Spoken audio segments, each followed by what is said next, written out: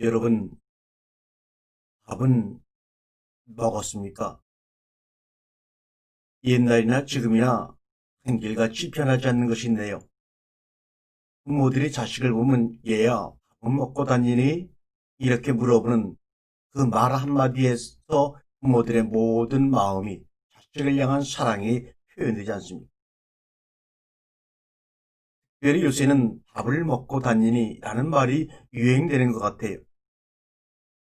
주방의 기구도 편리해졌고 모든 것이 다 밥을 해먹기 좋은 시대가 됐는데 실상은 부부끼리 마주 앉아 편안하게 밥을 먹는 여유 있는 시간도 별로 없습니다.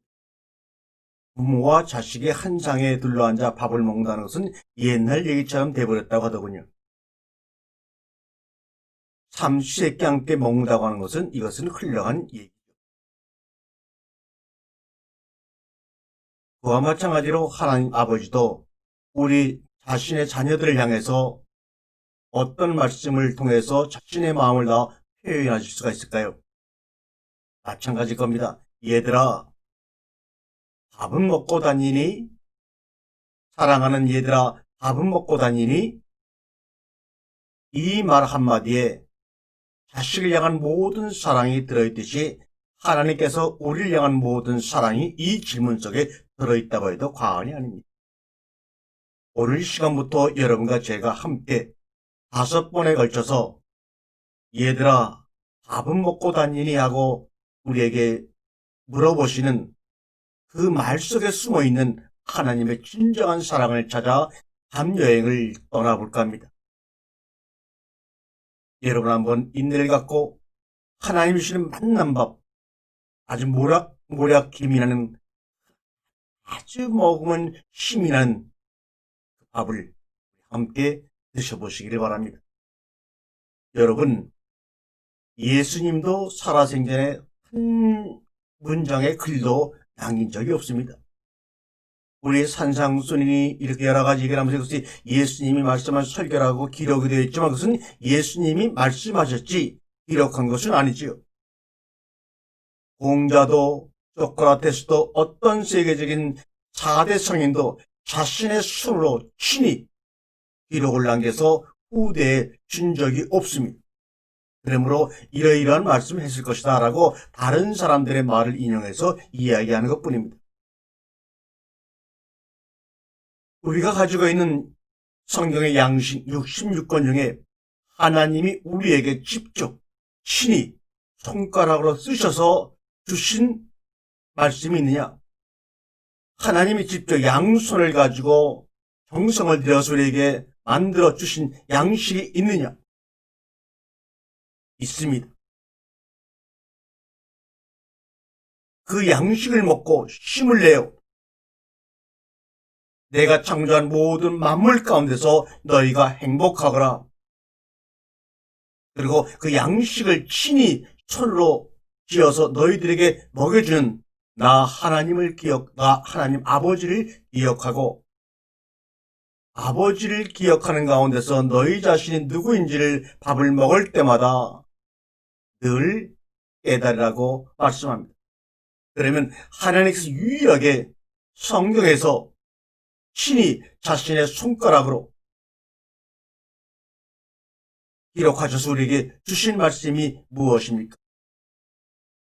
퀴즈입니다. 한번 제가 시있을 셀 동안에 마음속으로 답을 해보세요. 셋, 둘, 하나. 아마 마음속으로 답을 하신 분이 많이 있을 것입니다. 그러나 또 대다수 많은 사람들이 뭐지? 뭘까? 라고 당한 분도 계실 것입니다. 그 말씀의 제목은 아세르티 하데바림이란 글입니다. 이것을 영어로 말하면 This is the word. 이게 말씀이야. 이런 말씀을 주셨습니다. 우리나라 말로 쉽게 여러분이 이해하도록 말하면 열, 곧 말씀, 혹은 열이라는 말씀, 히브리서의 말씀 이렇게 번역하면 되는 바로 우리가 십계명이라고 알고 있는 그 말씀입니다. 십계명은 하나님께서 친히 쓰신 것이라. 친이라는 에츠바라는 말이 친이라는 말이 아니고 손가락이라는 말입니다. 1차 십계명을 주실 때 출애굽기 31장 18절에 보게 되면 여호와께서 시내산 위에서 모세에게 이르시기를 마치실 때 증거판 둘을 모세에게 주시니 이는 돌판이요 하나님이 친히 쓰신 것이라. 하나님이 손가락으로 쓰신 것이라. 친이라는 말은 에츠바란 말로서 손가락이라는 말입니다. 손가락으로 친히 직접 쓰신 것, 이것이 바로 십계명입니다. 성경 66권 중에서 유일하게 하나님이 친히 손가락으로 쓰셔서 우리에게 주신, 우리가 십계명이라고 알고 있는 아세레티 하데바림, 열이라는 그 말씀, 얼마나 중요하면 이스라엘 백성들을 400년 동안 동산에서 출애굽시켜가지고 직접 손가락으로 쓰셔가지고 모세를 통하여 살아가는 자녀들에게 주셨을까요? 그렇기 때문에 이 십계명이라고 알고 있는 이 말씀, 하나님이 손가락으로 직접 쓰신 이 말씀을 우리가 온전히 깨닫게 되면 예수님이 오신 이유, 예수님의 사역, 우리가 진정 알 수가 있습니다. 그러나 모를 때에는 문제가 심각해집니다. 그런데 우리는 십계명이라는 말로 번역된 이 말을 우리는 너무나 잘 알고 있다고 생각을 합니다. 십계명 열이라는 말씀, 쉽게 말하면 This is the word, 이것이 말씀이야, 이런 말입니다. 근데 여러분 자세히 보세요. 이 말씀이야, 이 말씀이 누굽니까? 태초에 말씀이 계시니라. 이 말씀이 하나님을 향하여 있고 이 말씀은 곧 누구라고요? 하나님입니다. 또한 말씀이 육신에 대해 우리 가운데 거하시니 하나님의 영광이, 성경에서는 말씀을 하나님 자신이라고 말씀하고 예수님 자신이라고 말씀하고 있습니다. 그러므로 열이라는 말씀으로 자신을 우리에게 주신 것입니다. 그리고 예수님은 이 땅에 오셔서 열이라는 말씀으로 자신을 주신 그 하나님을 우리에게 십자가상에서 하나로 변화시켜서 하나로 만들어서 우리 영혼 가운데 주셨습니다. 그게 바로 뭡니까? 이게 사랑이야, 그 말입니다. 열이라는 말씀으로 우리에게 자신을 주신 하나님을 예수 그리스도가 열을 하나로 변화시켜 우리에게 주신 것, 그게 바로 사랑이야, 그 말입니다. 이렇게 중요한 것입니다. 말씀은 양식이지요. 그러므로 우리가 십계명이라고 알고 있는 이 십계명이라고 번역을 해 놓는 순간 이 모든 말씀이 고정화되고 잘못된 인식을 갖고 출발하게 되었습니다. 계명, 아세레트 하데바림이라는 그 원래 십계명의 그 원문은 계명이라는 말조차 없습니다. 어떻게 계명이라고 이것을 번역하게 되었는지 아무리 생각해도 정말로 신기합니다. 이게 말씀이야, 이게 생명이야, 이게 양식이야, 이게 밥이야. 다시 말하면 예수님 자신이 내가 하늘에서 내려온 하늘의 양식이라고 말했던 것처럼 하나님 자신이 열이라는 말씀으로 우리에게 양식을 주시고 밥을 먹으라고 하시면서 그 안에 생명이 있다고 말씀하십니다. 출애굽기 10가지의 그 열이라는 말씀으로 주신 그 내용들이 바로 출애굽기 10장 1절과 17절에 나옵니다.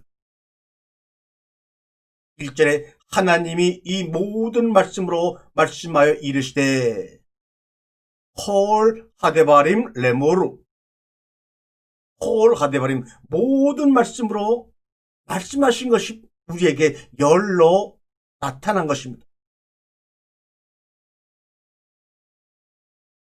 십계명의 내용이 출애굽기 20장에 나왔지만 십계명을 우리에게 주셨다고, 1차로 십계명을 주셨다고 하는 내용은 20장에 나오지 아니하고 출애굽기 31장에 나옵니다. 여호와께서 시내산 위에서 모세에게 이르시기를 마치신 때 증거판 둘을 모세에게 주시니 이는 돌판이요 하나님이 신이라고 생각하지 마세요. 신이 에밧 에츠바, 손가락으로 쓰신 것이다. 신이 쓰셨다고 번역을 해놓는 바람에 하나님이 그냥 쓰셨다고 추상적인 개념으로 받아들이시지만 손가락으로 쓰셨다, 이 말이 정확한 번역입니다. 이렇게 친히 손가락으로 돌판에다가 정말 무공으로 그냥 돌판에다 뭐를 쓰신 것도 아니고, 하나님이 얼마나 그 당시에는 돌판 외에는 사실은 광야에서 기록할 만한 재료가 없지요. 지금처럼 인쇄할 수도 있는 것도 아니고 책을 만들 수 있는 것도 아니지요. 그래서 돌판에 손가락으로 기록을 하셨습니다. 그것이 하나님이니까 당연히 아무것도 아니야 라고 생각하지 마세요. 광야에서 무수한 수백 년의 풍성을 겪은 그 돌을 다듬어서 직접 손가락으로 글을 한자 쓰시는 하나님의 마음, 하나님의 모습을 한번 보시면 가슴이 뭉클하지 않을까요?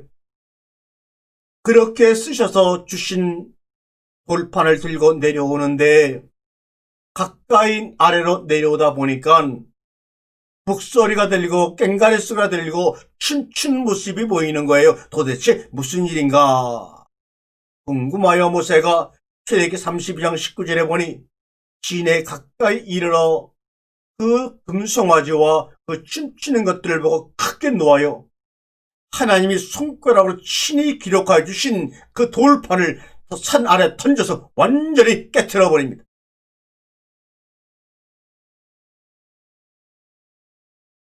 세상에요. 하나님을 만나려고 자신이 누구인지를 깨달으려고 광야로 데리고 나왔더니 금송아지를 만들어서 이것이 하나님이라고 형상을 만들어 춤을 추며 떠드는 그들을 보고 직접 손가락으로 열이라는 말씀으로 자신을 계시하신, 자신을 주신 하나님의 그 마음을 알고 있었기에 보았기에 모세는 너무나 두렵고도 분노하여 그 돌판을 순간적으로 던져서 깨뜨려 버립니다. 그리고 아론을 불러 24절에 당신이 어떻게 이렇게 이런 일을 백성들과 저지릅니까? 그의 영 아론에게 물어보니 아론이 하는 말이 정말로 말도 안 되는 엉뚱엉뚱한 말을 합니다. 뭐라고 기록됐습니까? 내가 불에 그 금붙이를 던졌더니 이 송아지가 나왔네요. 이게 말이 됩니까? 금을 녹여서 송아지를 만드는 것이 쉬운 일입니까? 지금 기술로도 쉽지가 않은데, 그 당시에 정말 불도 제대로 없고 부싯돌로 불을 붙여서 불을 만들어야 되는 그때 금붙이를 녹여서 금송아지를 만들어 낸다고 하는 것은 엄청난 시간과 정성과 희생이 필요한 건데, 한다는 말이 내가 금붙이를 불에 집어 던졌더니 이게 송아지가 되어 나왔네요. 참, 얼마나 모세의 심정이 답답하고 찢어지겠습니까? 그래도 하나님은 모세의 분노를 가라앉히라고 말씀하시고 다시 모세를 산이 정상으로 불러서 출애굽기 34장 28절에 다시 한번 열이라는 말씀을 주셨습니다. 자기 자신을 다시 한번 그들이 금송아지를 만들어 춤추고 뛰놀면서 우상을 섬기는 그 모습을 보고 정말 그 돌판을 던졌다는 것은 하나님의 마음이 칼갈이 온 사방으로 찢어져 버렸다는 말씀 아닙니까? 그래도 자신이 온몸이 분해되어 사라지는 아픔을 겪으면서도 마음을 다스리고 다시 한번 모세에게 열이라는 말씀 자신을 주시기 위해서 모세를 불러드립니다. 출애굽기 34장 28절에 모세가 여호와와 함께 40일 40야를 거기 있으면서 떡도 먹지 아니하고 물도 마시지 아니하였으며 여호와께서는 언약의 말씀 곧 히브리의 하베리티 언약의 말씀 곧 십계명 아세레트 하데바림을 그 판에 기록하셨다. 왜 아세레티 하데바림을 계명이라는 말을 써서 10가지 계명이라고 번역을 했는지 알 길이 없습니다. 지금도 많은 신학자들과 히브리어 전문가들도 이것이 10가지 계명이 아니라는 걸 알고 있으면서도 바꾸어 주지를 않습니다. 여기서 아세르티, 열이라는 이 숫자는 우리가 아라비아 숫자를 보게 되면 수사와 서수와 기수가 있습니다. 서수는 첫 번째, 두 번째, 세 번째, 네 번째 순서를 나타낼 때 서수란 말을 쓰죠. 그래서 이 주님이 열이라는 말씀을 십계명이라고 받아들이려면 첫 번째, 두 번째 계명, 세 번째 계명, 네 번째 계명, 이렇게 다섯 번째 계명, 여섯 번째 계명, 이런 식으로 서수라는 숫자를 써야지만 되는데, 여기서 아세레트라는 말은 서수가 아니에요. 기수입니다. 기수는 뭡니까? 내가 사과 3개 먹었어 할 때 3이라는 말입니다. 내가 여기에 사과가 3개 있지만 내가 3개를 먹었다고 얘기합니다. 하나, 둘, 셋이라는 의미가 아닙니다. 실 수 있는 물건의 개수나 물건의 양을 말합니다. 나는 사과 10개를 먹었다.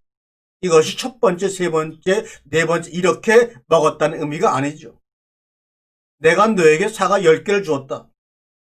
첫 번째, 두 번째, 세 번째 사과가 중요한 것이 아니죠. 10개를 하나로 받은 것입니다. 그러므로 아세레티, 열이라는 뜻은 열이라는 것을 하나로 내가 너희들에게 주었다, 그런 말입니다. 그런데 이것이 십계명이라고 둔갑해버리고 말았습니다. 그러나 여러분이 십계명이라고만 알고 있기 때문에 십계명이라는 말을 쓸 수밖에 없기 때문에 쓴다는 것을 여러분 기억하시기 바랍니다. 십계명의 온전한 성경적인 표현은 뭡니까? 증거판, 돌판, 언약의 말씀, 10개의 말씀, 열이라는 말씀, 이런 뜻이 바로 성경이 표현하고자 하는 정확한 뜻입니다. 우리가 모세오경에 가면 창세기, 출애굽기, 레위기, 민수기, 신명기 이렇게 말합니다. 이 출애굽기의 전승은 기록은 아주 자유로운 분위기입니다. 그와 반면에 레위기서는 여러분이 알다시피 법전이 나타납니다. 그러므로 둘의 서로 다른 분위기에서 이것을 우리가 어떻게 이해하느냐에 따라 우리는 예수님에 대한 이해를 완전히 바뀔 수가 있습니다. 출애굽 전승으로 이해를 하느냐, 모세오경을 레위기의 전승으로 이해하느냐에 따라서 엄청나게 달라지는데, 이 십열이라는 그 말씀, 십계명은 바로 출애굽기 전승과 레위기 전승 사이에 가운데 놓여 있습니다. 그런데 우리는 그동안 수천 년간 레위기의 전승으로, 레위기의 법전의 의미로 출애굽기를 해석했습니다. 그러나 온전한 열이라는 그 말씀 그대로, 언약의 말씀, 내가 너희들에게 열이라는 말씀으로 약속했어. 약속은 뭡니까? 약속한 사람이 지키는 겁니다. 그러므로 내가 열이라는 말씀으로 언약을 했어. 이 말은 뭡니까? 너희가 지켜라 그 말이 아니라 내가 지켜낼 거야. 내가 약속을 했으니 너희들에게 빚을 졌으니 이 빚을 내가 갚을 거야. 그것을 예수님은 신약에 오셔서 나는 너희를 섬기러 왔다, 이렇게 말씀하고 있는 것입니다.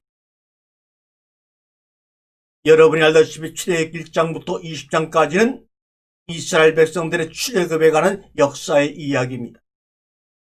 어떤 역사냐? 애굽에서 홍해를 건너 광야로 건너가는 과정을 상세하게 출애굽기 20장까지 기록이 되어 있습니다.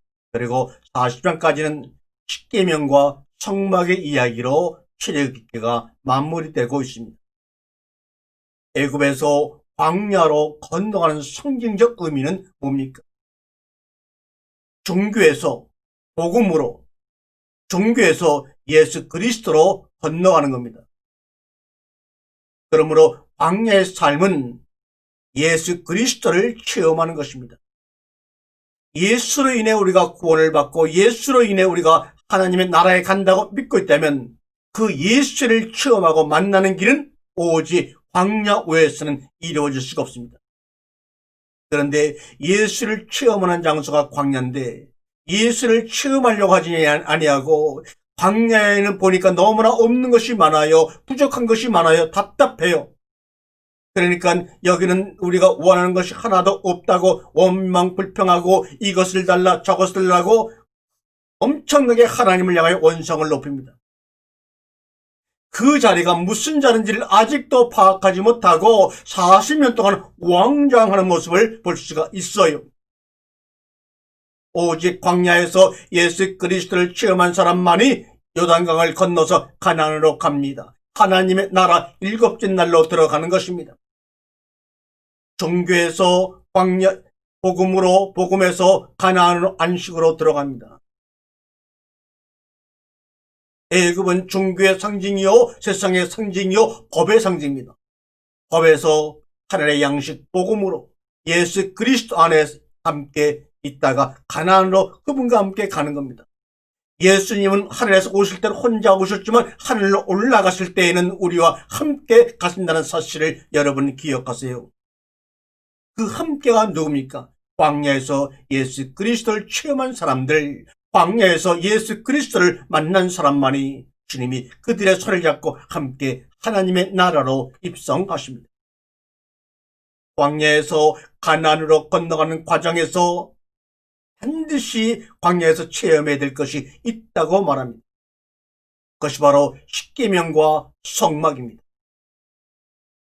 십계명은 법과 밥의 싸움을 하는 것입니다.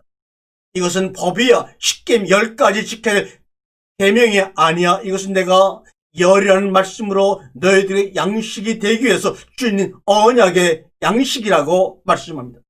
이 법과 법이 십계명을 배우는 우리의 영혼 가운데서 전쟁을 일으키고 있어요. 또한 광야에서 가나안으로 건너가는 동안에 성막을 체험하는데 성을 보니까 너무나 보기에 보잘것이 없어요. 그래서 엄청난 예루살렘과 같은 건물 성전을 3번이나 반복해 세워서 이것이 바로 성막이라고 성전이라고 얘기를 합니다. 그러나 주님은 성막과 성전 속에서 성막을 택하고 이 성전을 헐어버려라. 내가 사흘 만에 다시 지으리라. 이 성전을 헐어버리라. 내가 사흘 만에 다시 지으라는 이 선언 때문에 예수님은 그때부터 신성 모독죄로 십자가에 돌아가는 길을 걸어가게 되었던 것입니다.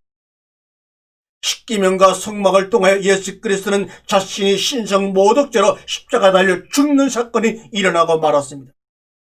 법과 밥의 싸움인 십계명과 성전과 성막의 싸움인 이 과정에서 승리하는 길은 지키는 것도 아니고 애를 쓰고 힘써서 숭배하여 엄청난 건물을 짓는 것도 아니고 예수님처럼 죽는 것입니다.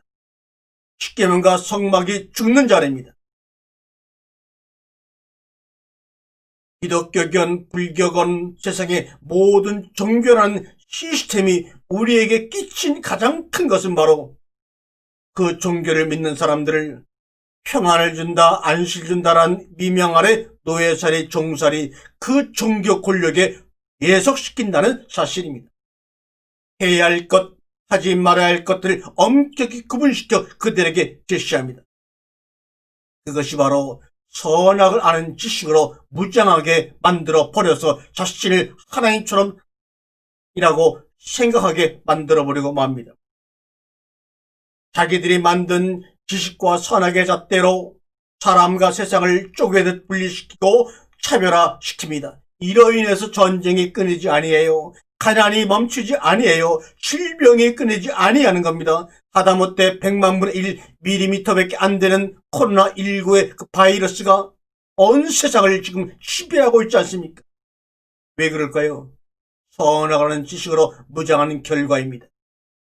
그러나 복음의 핵심은 선악으로 할 것과 하지 말아야 할 것을 구분시켜 사람을 선악의 종살이 시키는 것이 아니라 바로 하나님을 만나게 하는 것입니다. 하나님은 참 진리이십니다. 그러므로 우리가 하나님을 만나면 진리를 알지니 진리가 너희를 자유케 하리라 라는 말씀이 우리 가운데서 완성이 되는 것입니다. 바로 이때 참 나를 만나는 것이요 마음을 회복하는 것입니다. 그러면 어떤 상태로 지내는 사람이 노예일까요? 교리와 신학과 자신만의 믿음에 구속되어 섬기고 바치는 사람이 노예입니다. 그런데 그렇게 종교의 노예살이하는 사람이 행복할까요? 불행할까요? 이렇게만 질문하니 불행하다고 말할지 모르지만 아닙니다. 행복해야죠. 스스로 행복해한다고 생각합니다. 기존 종교에 빠져서 거기에 하라는 대로 순종하며 함께 교제하는 사람들 보세요. 그 사람들에게 물어보세요. 불행합니까? 행복합니까? 왜요? 나는 이것 때문에 예수님 때문에 얼마나 행복한지 모른다고 스스로 행복해합니다. 왜요? 종살이 하니까. 이 사람들은 능동적으로 살아가지 못하고 그저 드리고 바치고 섬기는 것을 가장 큰 행복으로 여기고 있습니다. 드리고 바치고 섬김으로 나에게 주실 그 하나님의 응답을 기대하며 살아가기 때문입니다. 누가 더 드리고 누가 더 바치고 누가 더 섬기는가를 가지고 서로 도토리 키재기 하면서 같은 교회 내에서도 사람을 차별하고 차별함으로 그들을 대함으로 행복을 논하는 자리가 되어버리고 말았습니다. 그것이 바로 종교의 종살입니다. 거기서 드리지 못하고 바치지 못하는 사람들의 소외감이 또한 거기서 엄청나게 또 발생되는 것도 종교라는 자리입니다. 이것이 바로 애굽에서 세상에서 했었던 일이라는 것입니다. 여러분, 그렇다고 제 말을 절대로 오해하지 마세요. 이 드리고 바치고 섬기는 것이 나쁘다는 이야기가 절대로 아닙니다. 그런데 드리고 바치고 섬기는 것이 인생의 목표가 되는 순간 이 사람들은 종이요 노예라 이 말입니다. 그 속에는 참자유가 없는 것을 제가 말씀을 드리고 있는 것입니다. 다시 한번 반복해 말씀을 드립니다. 요한복음 8장 32절 말씀에 예수님께서 우리에게 말씀해 주시기를 진리를 알지니 진리가 너희를 자유케 하리라 하셨습니다. 예수님 말씀의 핵심은 노예 해방을 통해서 자유인으로 살아가라는 거예요. 자유인으로 살려니 애굽에서는 살 수가 없지요. 세상 종교라는 시스템 속에서는 자유인으로 누구도 살 수가 없습니다. 노예의 자리에서 비로소 자유인이 되는 자리로 나옵니다. 그 자리가 어떤 자리입니까? 그게 바로 광야입니다. 광야에서 살다 보니 이 사람들이 일평생 자유를 체험해 본 적이 없는 사람들이에요. 근데 광야에서 엄청난 자유가 주어졌을 때 그 엄청난 자유를 누릴 수 있을까요? 없을까요? 못 누리지요. 먹어본 사람이 먹는 것이고 누려본 사람만이 누릴 수 있는 것 아닙니까? 자유가 주어졌을 때 그 자유를 누릴 수 있는 사람만이 그 자유를 마음껏 누릴 수 있는 것입니다. 그런데 자유를 누릴 수 없는 사람은 거기에 또 묶여버리고 맙니다. 드리고 바치고 섬기는 것으로 살아왔던 사람들은 그 광야로 나와서도 똑같이 드리고 바치고 섬기는 것으로만이 자유를 누리려고 합니다. 그 습성을, 그 시스템을 벗어나지 못하는 거예요. 그리고 드리고 바치고 섬기는 것을 없애야 할까요? 그러면은 여러분이 그동안 드렸던 것, 바쳤던 것, 섬겼던 것 나쁜 것이니 없애야 한다고 말하는 것일까요? 아닙니다. 예수님도 드리고 바치고 섬기는 것을 없애려고 오신 분이 아니라고 말합니다. 그 중심, 핵심 정신을 찾아서 복원시키자 이 말입니다. 그래서 우리 예수님도 이렇게 말씀하셨어요. 나는 율법을 폐하러 온 것이 아니야. 그것을 오히려 온전히 핵심 정신, 중심 정신을 찾아서 너희와 함께 완성하러 왔다고 말씀하지 않았습니까? 그러면 이 광야를 잘못 넘어온 사람들은 야, 드디어 자유로구나. 나를 구속한 것이 아무것도 없구나 하면서 자유의 핵심, 본질을 찾아야 하는데 자유의 껍데기만 붙들려고 그래요. 황자가 쥐염염려를 아무리 먹어도 배가 고픈 것처럼 기갈이 들리고 기근이 들린 것처럼 자유의 껍데기만 붙들고 있으니 아무리 자유를 누리려고 해도 그 속에 자유를 향한 기근과 기갈을 멈출 수가 없는 것이에요. 늘 배가 고픕니다. 그 껍데기의 첫 번째 외침이 바로 11조입니다. 11조, 이제 내가 자유로운 사람이 되었으니 이제 11조 필요 없어. 목사 필요 없어. 교회 필요 없어. 종교적 모든 시스템 다 필요 없다고 외칩니다. 그러나 이것은 엄청 자유의 핵심을 잘못 알고 있는 사람들의 엄청난 잘못된 것입니다. 그 사람들은 종교의 본질을 모르는 거지요. 종교의 본질은 하나님을 만나는 것입니다. 세상의 모든 종교의 본질은 하나님을 만나는 거예요. 로마서 1장 18절과 20절 말씀에 보게 되면 하나님의 진노가 불의로 진리를 막는 사람들의 모든 경건하지 않음과 불의에 대하여 하늘로부터 나타난다니 이는 하나님을 알만한 것이 그들 속에 보이며 하나님께 이를 그들에게 보이셨느니라. 창세로부터 그의 보이지 아니하는 것, 곧 그의 영원하신 능력과 신성이 그가 만드신 만물에 분명히 보여 알려졌나니 그러므로 그들이 핑계치 못할 것이요. 하나님은 온 우주의 하나님이십니다. 온 인류의 하나님이십니다. 기독교의 하나님만이 아닙니다. 꼭 이렇게 말하니까 기독교 하나님이 아니라고 하는 말만 집중해서 또한 뭐라고 하지만 여러분 오해하지 마세요.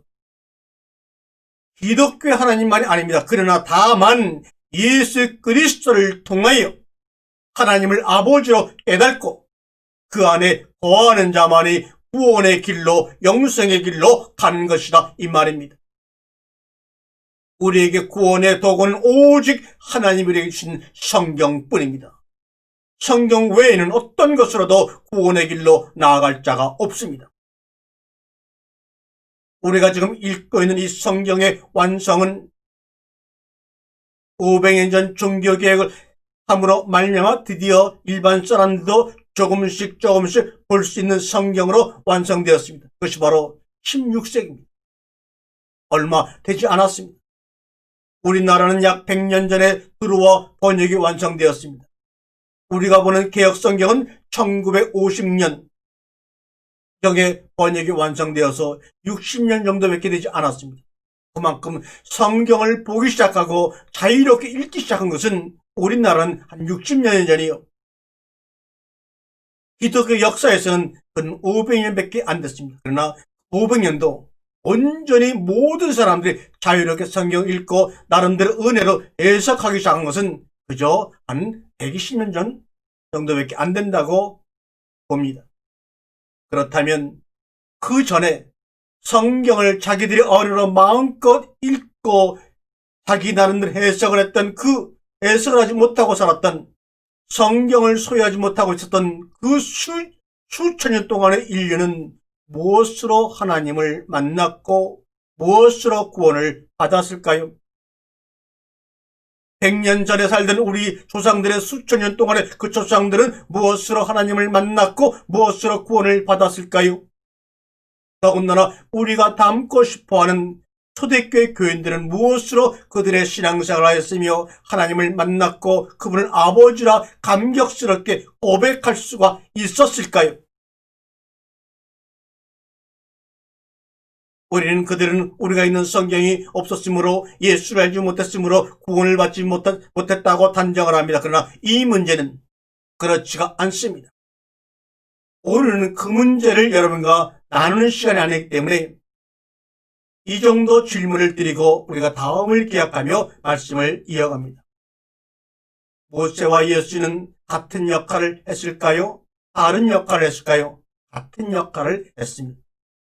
애굽이라고 하는 종교 시스템에서 광야로 끌고 나온 사람, 복음으로 끌고 나온 사람이 모세입니다. 그런데 이 열이라는 그 말씀, 아세리트 하데바림을 십계명이라고 번역하는 바람에 모세를 율법의 사람이라고 생각하지만 그렇지 않습니다. 모세도 하나님의 양식, 하나님 자신을 그들에게 만나게 하려고 역할한 복음의 사람이에요. 10가지 계명이라고 번역하는 바람에 모세를 율법의 대표적인 사람으로 인정하고 인식하는데 no, 아닙니다. 예수는 유대교라는 종교 시스템에서 복음으로 그들을 끌고 나왔습니다. 하나님이라는 시스템에서 아버지라고 변화시켰습니다. 영광을 드리는 입장에서 영광을 받는다고 말씀했습니다. 저 건물 성전에서 하나님을 만나는 것처럼 몸된 성전에서 하나님이 우리를 만나주신다고 말씀했습니다. 그것이 결론적으로 하나님을 모독한다고 하여 그는 십자가에 죽었습니다.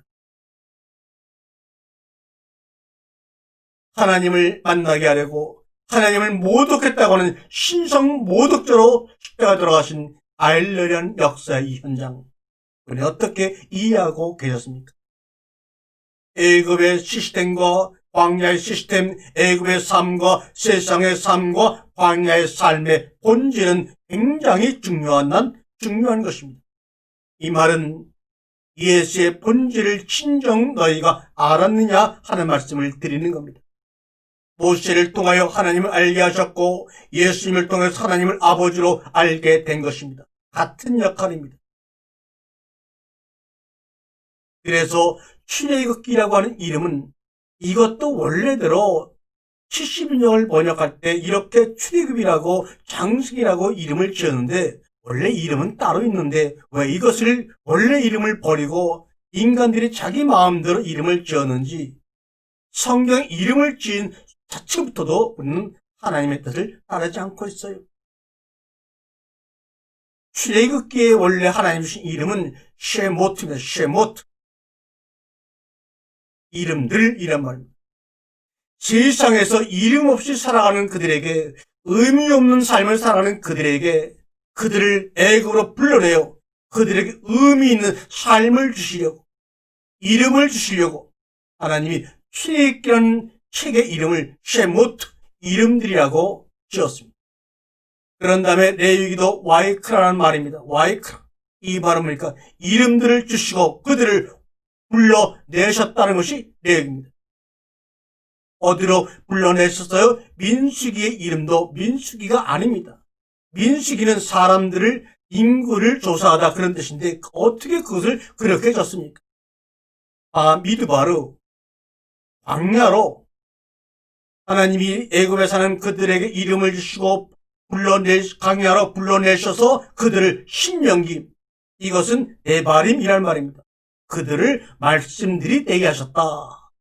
그러므로 모세 오경을 원래 하나님이 지어주신 이름 그대로 부르기만 해도 모세 오경을 완전히 우리가 돌파하고 이해하고 해석할 수 있는 것입니다.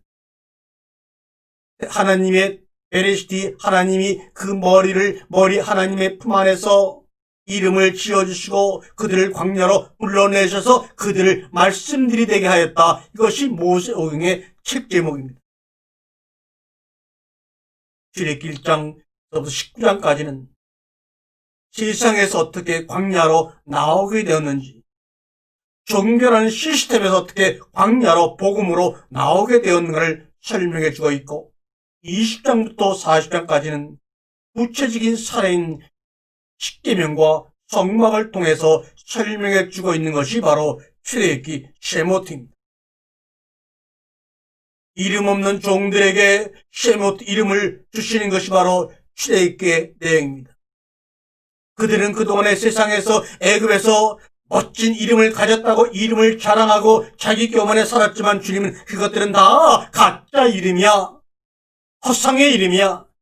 내가 너희들의 이름을 줄 것이다고 광야로 불러내어 쉐모트 참된 하나님 오시게 살아있는 생명의 이름을 우리에게 주었습니다. 그러면 열의 말씀 십계명은 언제 그렇게 등장하게 되었을까요? 십계명은 언제 그렇게 등장하게 되었을까요? 여러분이 알다시피 출애굽기와 레위기 사이에서 하나님이 십계명을 등장시켜서 출애굽기의 자유로운 전승과 레위기의 법전의 정신 사이에서 출애굽기가 우리에게 등장하게 되었습니다.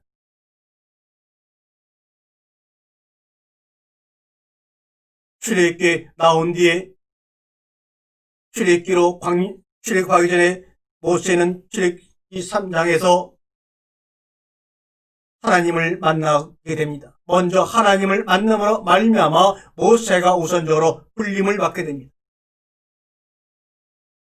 3장 1절에 보니까 모세가 그 장인 미디안의 제사장 이들의 양을 치더니 그 떼를 광야 서쪽으로 인도하여 하나님의 산 호렙에 이름에 여호와의 사자가 떨기 나무 가운데로부터 나오는 그 불꽃 안에서 그에게 나타나신지라. 그가 보니 떨기나무에 불이 붙었으나 떨기나무가 사라지지 아니하는지라. 떨기나무에 불이 붙었다면 당연히 나무가 타야 정상인데 타지 않고 있다고 말하고 있지요. 불이 타고 있는데 나무는 멀쩡하다. 참으로 있을 수 없는 일이 벌어지고 있습니다. 그런데 신약에서도 이와 똑같은 장면이 사도행전 2장 2절에 나옵니다. 호련히 하늘로부터 급하고 강한 바람 같은 소리가 있어 그들이 앉은 온 집에 가득하며 마치 불의 혀처럼 갈라지는 것들이 그들에게 보여 각 사람 위에 하나씩 하나씩 임하여 있더니, 급하고 강한 바람 같은 그리고 불의 혀처럼 갈라지는 듯한 엄청난 소리가 임했는데도 거기에 있던 사람들이 모두 다치지 아니하고 멀쩡하지요. 그 정도 위력의 소리라면 분명 물건들이 다 날아가거나 부서지고 사람들도 다 죽거나 손상을 입어야 정상인데 말입니다. 하다못해 성량이 좋은 가수들이 소리를 지르게 되면 앰프나 스피커가 파손되거나 유리잔이 깨지는 장면을 우리는 텔레비에서 종종 보아왔습니다. 본질은 소리요, 모습은 바람으로 나타납니다. 창세기 1장 9절 이하에도 나옵니다. 본질은 묻지요, 형태는 땅입니다. 본질은 물들이고 형태는 바다입니다. 이것이 바로 성령이 우리에게 임하는 모습을 설명하고 있는 것입니다. 그렇다면 이 장면들이 의미하는 핵심 본질은 무엇일까요? 출애굽기 3장 2절 광야로 출발하기 전의 장면과 똑같은 내용의 장면을 하나님이 사도행전 2장 2절 교회 탄생 전에 왜 반복해서 다른 모습으로 우리에게 보여주고 계시하고 계신 것일까요? 모세가 말하기를 출애굽기 3장 3절과 4절에 떨기나무 걷자여 타지 아닌고 하니 그때 여호와께서 그가 오려고 돌이켜 오는 것을 보신지라. 하나님이 떨기나무 가운데서 그를 불러 이르시되 모세야 모세야 하시니 그가 이르되 내가 여기 있나이다. Here I am. 내가 여기 있나이다. 모세가 와요멜 그가 가로되 힘내니 내가 여기 있나이다. Here I am이라고 번역한 이 히브리 원문은 힘내니라는 말입니다. 힘내니 이거는 힘내니라고 말한 것이 아닙니다. 감탄사입니다. 감탄사. 떨기나무에 불이 붙었지만 불에 타지 않는 떨기나무 가운데 임하신 하나님을 보고 모세가 어찌할지 모르고 감격과 두려움 속에 있는 모습을 힘내니라는 감탄사로 표현하고 있는 것을 우리나라 말로 내가 여기 있나라고 번역한 것입니다. 힘내니를 감탄사지만 그래도 번역해본다면 보세요. 내가 여기 있어요. 이런 말입니다. 이 힘내니 감탄사가 여기 말고 또 쓰인 곳이 있습니다. 어딜까요? 바로 창세기 1장 30절 하나님이 사람을 자기 형상과 하나님 형상대로 창조하시고 보시기에 심히 좋았더라 라고 하실 때 보시기에 라는 말이 바로 여기 말하는 힘내니입니다. 보라, behold, 보라, 내가 너를 보니 정말 매우 심히 좋구나. 보라라고 했을 때는 분명히 그 감탄을 함께 공유할 사람이 있다는 말입니다. 모세가 내가 여기 있나 힘내니 하나님과 함께 있음을 감격스럽게 표현하는 말입니다. 힘내 토부 매우 보시기에 좋았다. 그런데 우리나라는 이 출애굽기에서 힘내는 내가 여기 있나라고 번역을 해버렸고 장례식 1장 30절에 같은 단어의 흰내리를 보시게라고 번역했기 때문에 성도들이 그 환경의 모습을 제대로 이해하고 받아들이지를 못하고 있는 것이죠. 흰내 토브 메오드, 보시기에 매우 좋았다 이렇게 번역하지만 이것은 흰내는 보시게라는 것보다는 감격스러워서 보라 라고는 하나님의 마음의 표현인 것처럼 여기 출애굽기 3장 3절에서 내가 여기 있나이다 이 말은 흰내니 여기 있나이다는 말이 아니죠. 감히 타지 않는 불꽃 가운데 임하실 하나님을 보고 어떻게 인간이 내가 여기 있나라고 할 수 있겠어요. 두려움과 감격 속에서 보세요. 인간의 언어로 다르게 표현할 수 있다면 다르게 표현할 수 있을 거예요. 그러나 더 이상 표현할 말이 없게 흰내니라고 성경은 기록하고 있는 것입니다. 하나님의 음성을 누구는 듣고 광야로 나갔지만 누구는 전혀 반응을 하지 않습니다. 흰내니라고 반응을 하지 않아요. 여기는 거룩한 땅이니 네 발에서 신을 벗어라. 왜요? 왜 신을 벗으라고 하셨을까요? 거룩한 땅이기 때문입니다. 지금 모세는 그 거룩한 공간에 들어와 있는 겁니다.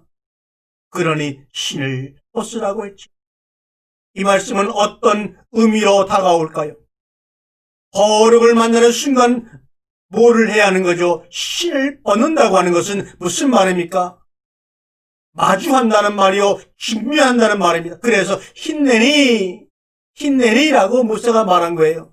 이것을 내가 여기 있나라고 번역하는 바람에 그 장면을 손상시키고 말았어요.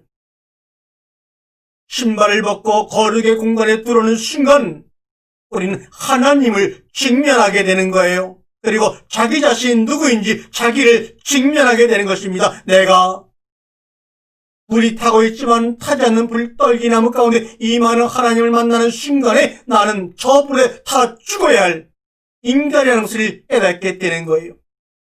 과거 문화에서 신을 벗는다고 하는 것은 굉장히 부끄러운 일입니다. 더구나 그 당시는 신을 벗으면 바로 온갖 더러움과 먼지가 묻어있는 맨발이 드러나는 자리이기도 했지요.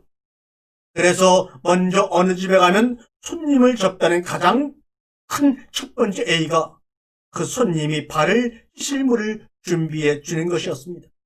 가나 혼외잔 집집에 포도주가 떨어져 예수님의 명으로 물을 가져오라 할 때 가져왔던 물이 바로 그 발을 씻을 물을 보관하던 항아리 속의 물이었던 것입니다.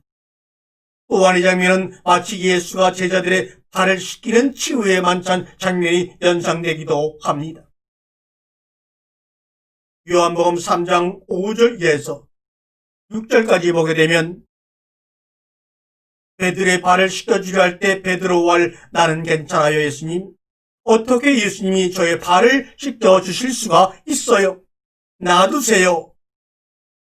이것을 보고 베드로를 굉장히 겸손한 사람처럼 인식하던 사람이 있습니다. 베드로가 굉장히 겸손한 것처럼 보이죠. 그런데 예수님을 하나님을 마주함이라는 직면이라는 단어를 넣고 보면 베드로는 엄청 교만한 사람이에요. 즉 나는 당신과 마주하기 싫은데요 이 말입니다. 마주하기 싫어하는 베드로가 긴장하는 거예요. 마주보려니. 그런데 그러는 베드로를 향해 우리 주님은 뭐라고 말씀하셨어요? 7절과 8절에 내가 하는 것을 내가 지금은 아직 내가 하는 것을 내가 지금은 알지 못하나 이후에는 알리라. 내가 너를 씻겨주지 아니하면 내가 나와 상관이 없으리라. 네가 나와 마주하지 아니하면 직면하지 아니하면 너는 나와 상관이 없을 거야. 그러면서 발을 씻겨주시고 떡을 떼어 입에 넣어주는 최후의 만찬하시는 우리 주님의 마음. 그리고 예수님이 베드로에게 말합니다. 네가 나를 바꾸기 전에 세 번 부인하리라. 13장 요한복음 13장 38절에 애달픈 말씀입니다. 그런데 베드로는 무슨 말씀이세요? 내가 누군데 예수님을 세 번씩이나 부인을 해요? 3년 동안 끝없이 쫓아다닌 내가 어떻게 모든 것을 버리고 희생한 내가 마지막 순간에 주님을 버릴 수가 있어요? 그러나 닭 울기 전 3번 부인을 해버렸어요. 그 순간 베드로는 깨달았어요. 주님이 발을 씻겨줄 때 입에 떡을 넣어주는 만찬을 하시면서 떡을 떼어줄 때까지 베드로는 나는 아직도 직면하지 않았구나. 그래서 너무너무나 슬피 엉엉엉엉 울었어요. 그때 비로소 그 울음 가운데 베드로는 하나님 아버지를, 예수 그리스도를 직면한 것입니다. 내 신발을 벗어라, 너 자신을 만나라, 이 말입니다. 네가 어떤 종류의 인간인지를. 요한복음 13장에 보면 제자들의 발을 씻겨주시는 장면이 4절에 나옵니다. 그리고 쭉 지나가서 30절이 되게 되면 가룟 유다의 배반이 나옵니다. 그리고 34절에 보면 주님께서 내가 새 계명을 주노니 서로 사랑하라, 내가 너희를 사랑한 것처럼 너희도 서로 사랑하라고 말합니다. 그리고 38절에 보면 베드로가 닭 울기 전 3번 부인할 것을 말씀하십니다. 저는 13장을 읽어나가면서 도대체 이게 뭐야? 너무너무 어린애라고 왜 이런 일을 여기서 하셨을까? 다시 말하면 복음의 핵심인 세계명 복음을 선포하는 자리에서 그 장소가 왜 이런 장소에서 이런 분위기 가운데 이런 엉뚱하고 나쁜 사람들 앞에서 이렇게 세계명을 선언하셨을까? 발을 씻겨주시는 가운데서 가룟 유다가 배반할 것을 말씀하시고 베드로가 자기를 3번 부인할 것을 말씀하는 이 고통스럽고 너무나 힘든 자리 가운데서 새 계명을 선포하시는, 제자의 배반과 부인을 통과하는 이 엄청난 고통스러운 자리에서 이 새 계명을 주실 수밖에 없는 하나님의 마음을 여러분은 아셨는지요? 가룟 유다의 배반과 베드로의 부인을 하는 것을 통보하는 자리에서 왜 새 계명을 주셨을까요? 너희가, 베드로여, 너희가 가룟 유다라고 하는 것을 우리에게 알리기 위해서, 너희 자신을 알라고, 너 자신을 직면하라고, 이렇게 거룩한 새 계명을 이 분위기 가운데서 말씀하신 우리 예수님. 너 자신을 말이야 알아라. 어디서요? 발을 씻겨주시는 예수님 앞에서 너 자신을 알라는 거예요. 예수님의 섬김을 받지 아니하면 우리는 내가 누군지 직면할 수가 없어요. 예수님의 섬김을 받지 아니하면, 십자가 죽음이라는 섬김을 받지 아니하면 우리는 절대로 깨어나도 죽어도 내 자신이 누구인지 우리의 참면목을 알 수가 없단 말이에요. 불타는 떨기나무가 타지 않는 그 거룩한 여호와 앞에서 신을 벗어냈던 것처럼 이 말은 거룩한 여호와를 이제 만났으니 이제 너를 직면하라 이 말입니다. 모세를 통하여, 예수님을 통하여 하나님은 지금도 반복해서 저와 여러분에게, 또한 오늘 이 시간에 저를 통하여 여러분에게 말씀하고 있습니다. 그런데 세상 누구나 자기 자신을 만나려면 두려움이 생깁니다. 공포감이 생깁니다. 무의식 가운데 말이죠.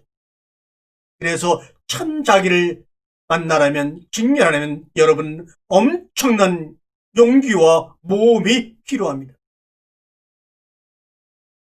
그래서 자기 자신을 만나게 되면 첫 번째 어떤 반응이 나타나는지 아세요? 내가 이런 사람인지 몰랐더니 내가 이런 사람이 하면서 너무나 세상 말로 말하면 쪽팔려서 미치는 겁니다. 너무나 창피해서 사람도 만나지 못하고 나갈 수도 없는 공황증에 걸려버리고 만 것처럼 돼버립니다. 많은 믿음의 사람들이 공황증으로, 공포증으로 그냥 어려움을 겪는데 이것은 왜 그렇습니까? 신앙으로 보면 자기 자신을 직면하는 자리에 하나님이 그를 인도했는데도 불구하고 자기의 본 모습을 보인다는 것이 너무나 두렵고 또는 쪽팔리고 창피해서 자기들이 모르는 의식 가운데서 그렇게 사람을 만나려 하지 아니하고 그런 장소에 가면 두려움에 떨게 되는 것입니다. 아시는지요? 속에 있던 온갖 감추인 것들이 다 들통이 나서 마치 발가벗긴 듯한, 그래서 뭐라도 가리고 싶은데 가릴 게 없어요. 그래서 두려움, 공포, 공허한, 우울증, 각종 병과 합리화로 자신을 가려버리고 맙니다. 그러면 안 됩니다. 그런데 아담도 무화과 나무 잎을 따서 자기를 가리지 않았습니까? 무화과 나무 잎을 엮어 치마를 삼은 뒤에도 아담은 그 자신의 본질적인 모습이 너무나 창피하여 창세기 3장 8절에 보니 여호와 하나님의 소리를 듣고 아담과 그의 아내 하와가 여호와 하나님의 낯을 피하여, 이 낯이랑 얼굴을 피하여 동산 나무 사이에 숨지요. 그리고 9절에 보니까 나무 사이에 숨은 아담을 보시고 다시 한번 아담을 부르시며 아담아 아담아 네가 어디에 있느냐. 무리시자 아담이 말하기를 내가 동산에서 하나님의 소리를 듣고 벗었으므로 두려워요 나무 사이에 숨었나이다. 그런데 참으로 재미있는 게 있어요. 하나님의 소리를 듣고 벗었으므로 두려워요 숨었나이다. 숨었나이다가 와히르 하베입니다. 근데 이 숨었다는 와히르 하베가 바로 사역동사입니다. 그리고 숨은 것이 온전히 숨은 것이 아니라 미래에 완성될 미래형으로 쓰였습니다. 숨은 것이 사역이었습니다. 우리는 하나님을 직면하는 것이 사역이요, 하나님과 함께 날마다 죽는 것이 사역인데, 하나님의 소리를 듣고 벗었으므로 두려워요 숨은 아담은 숨는 것이 와이르 하베가 사역입니다. 우리의 사역과 아담의 사역은 틀린 것입니다. 세상과 애굽에 사는 사람의 사역과 광야로 나온 사람의 사역은 다릅니다. 광야에서는 만나를 먹고 날마다 죽는 것이 사명이요 사역이요 미션이지만, 애굽에 살고 있는 사람들의 사역은 하나님의 낯을 피하여 숨는 것이 바로 와이르 하베가, 하나님이 그들에게 이것이 바로 너의 사역이고 너의 미션이라고 하셨습니다. 하나님의 소리를 듣고 그 얼굴을 피하여 숨고 어디에 숨었나요? 나무 사이에. 하나님의 소리를 듣고 두려워하여 왜 두려워했나요? 온전히 자기 자신의 모습이 완전히 들통이 났기 때문에. 어디로 숨었나요? 나무 사이로. 분명 무화과 나무 잎으로 치마를 만들어 입었는데도 그는 분명 벗었다고 고백합니다. 세상에서는 루이비통 같은 명품 치마와 옷으로 입으면 사람들이 칭찬하고 멋지다고 자기 자신 허물을 가릴 수가 있지만, 하나님 앞에서는 루이비통 같은 명품을 입어도 다 벌거벗음으로 들통이 납니다. 숨은 장소가 나무 사이라고 말합니다. 이것은 웨토크 에츠하칸이라는 뜻입니다. 웨토크 에츠하칸, 이 말은 중앙안 나무 동산입니다. 중앙에 뭐가 있었죠? 선악과와 생명나무가 있었습니다. 그러므로 나무 사이에 숨었다가는 말은 선악과와 생명나무 사이에 숨어버린 것입니다. 이것이 세상 사람들 아담의 사역입니다. 아무 나무 뒤에 숨은 것이 아니라 웨토크헤치 하칸 중앙안 나무 사이, 중앙에는 생명나무와 선악과가 있습니다. 선악과 속으로 숨어버린 겁니다. 자신의 지식과 철학과 경험과 물질과 그 외 모든 것 속으로 숨어버린 겁니다. 생명나무가 옆에 존재하고 있음에도 불구하고 선악나무 사이로 숨어버린 겁니다. 하나님의 소리와 나무 사이, 급하고 강한 바람 같은 소리, 여기에 숨어서 하나님과 숨바꼭질 놀이를 하고 있는 인생들이요, 하나님의 소리와 나무 사이에 숨어서 하나님 나 찾아보세요, 나 찾아보세요 꽁꽁 숨는 아담의 그 모습이 바로 하나님과 술래잡기 하는 모습입니다. 그러나 언제까지 술래잡기로 꽁꽁 숨어 있을 수 있다고 생각하십니까? 하나님은 아담의 나무 옷을 벗기고 가죽옷을 입혀 주셨습니다.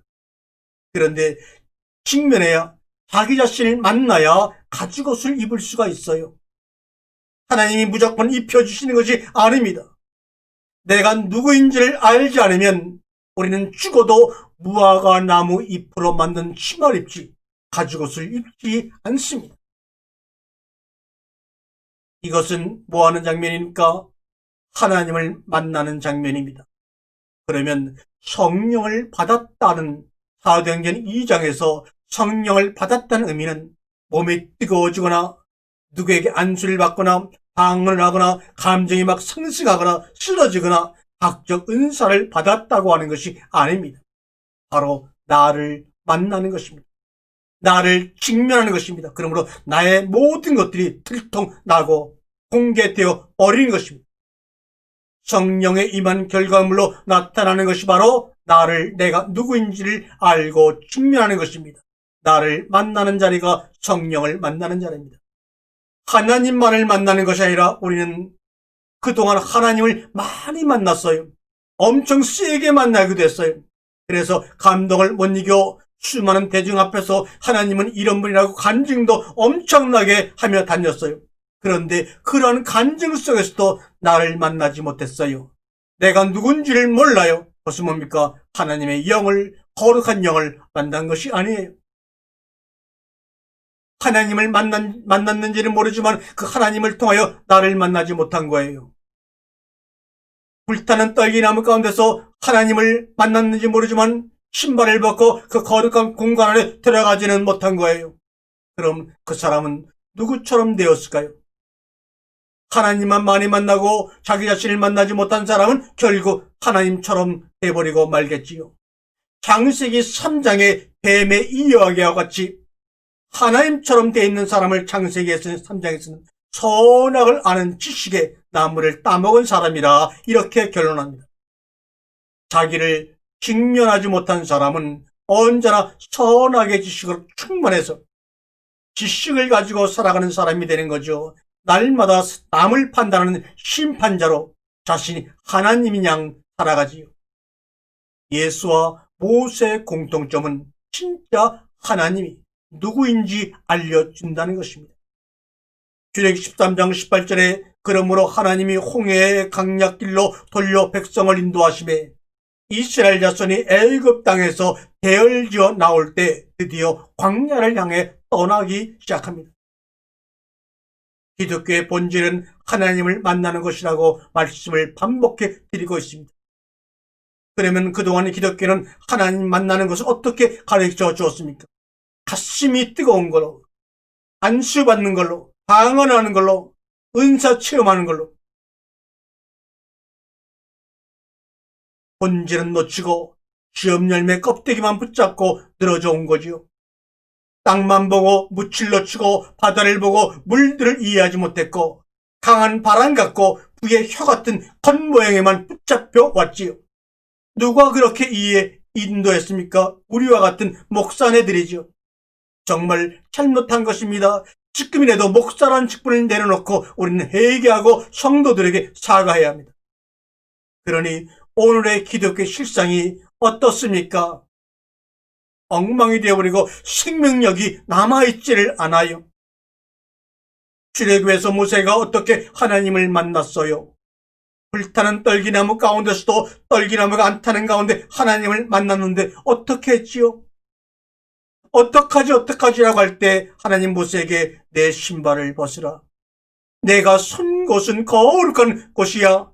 신발을 벗는 순간부터 모세는 누구를 만났어요? 하나님을 만나고 모세 자신을 만나는 큰 축복을 누리지 않았습니까? 하나님을 만나는 순간, 나를 만나는 순간이에요. 하나님을 만나는 것은 삶의 영역에서 만나는 것입니다. 산속에서 골방에서 만나는 것이 아닙니다. 삶의 영역에서 만나는 사람은 정답을 말하는 사람이 아니라 삶을 살아가는 사람입니다. 오늘 열이라는 그 말씀으로 십계명 주신 그 십계명이 우리에게 당신에게 던지는 질문은 믿을 것이냐? 나는 지키고 있다고 믿을 것이냐? 정답을 낼 것이냐? 아니면 그것으로 살아갈 것이냐? 십계명을 주신 이유는 십계명으로 살아가라고 주신 것입니다. 살아가기 위해서는 그 열이라는 말씀으로 주신 십계명이 계명이 아니요 율법이 아니요 밥으로 먹어야 살 수 있는 것 아닙니까? 오늘도 예수님은 열이라는 그 말씀 십계명은 너희들은 계명과 율법이 아니야, 지키는 법이 아니야, 바로 하늘에서 내려온 나 자신이란다, 밥이란다, 마음껏 먹고 힘을 내어 살아가라니까. 그래서 예수님은 그것도 이해하지 못한 우리를 향해 그렇게 살아가는, 지키면서 순종하며 살아가겠다는 우리를 향해서 십자가의 죽음으로 우리를 섬기고 계신다니까요. 십자가의 죽음으로 우리를 섬기고 계시고 열이라는 그 말씀 십계명을 완성시켜 놓으신 그 예수 그리스도, 그 그리스도 가장 좋은 것을 우리에게 줄 테니 그 그리스도를 너희 가운데 줄 테니 제테오 아이테오 크로우 찾고 두들기고 구하라고 오늘도 주님은 우리에게 말씀하고 계십니다. 아멘.